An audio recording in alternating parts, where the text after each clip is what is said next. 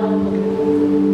Bago na siya matapos panawag sa lola sa tatlo niyang kabata, insigurado na lang nga ang duwa nga ara sa ila balay nagatulog na.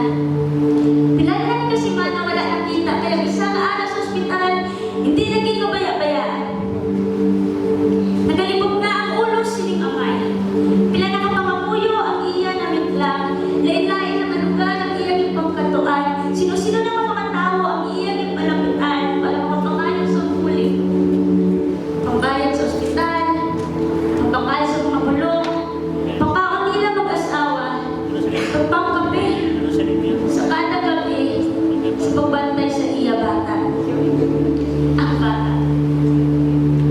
Ang bata nagayda, wala pa kaintindi. Hindi ba human sa iya kupin yung panguna-una ang bukos na nakatako.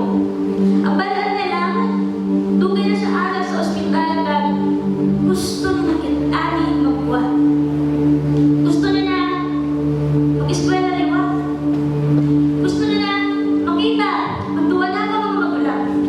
Gusto na na maghapa, upod sa iyang mga pakaisahan. Gusto na na maglantaw, magbasa, magsulat, maglagaw-lagaw. Gusto nila magtulog sa gabi na wala kinakulbaan na sa iyang pagpuntaw. Doktor na naman ang magtakyaw sa iya sa maayong aga. Gusto nila matula ang sakit sa mga dago maging pangtusok sa iyang kapatid. Gusto nila matapos ining, matapos tanan. Gusto nila gitani. Mapuli. Dagang sunata sa Iloy, ang pangamuyo sa kamay, kagang handom sini nga bata, tanan, nakita, nabatian, nahibaluan, kag naplanuhan na sa Diyos na gamahan. Ang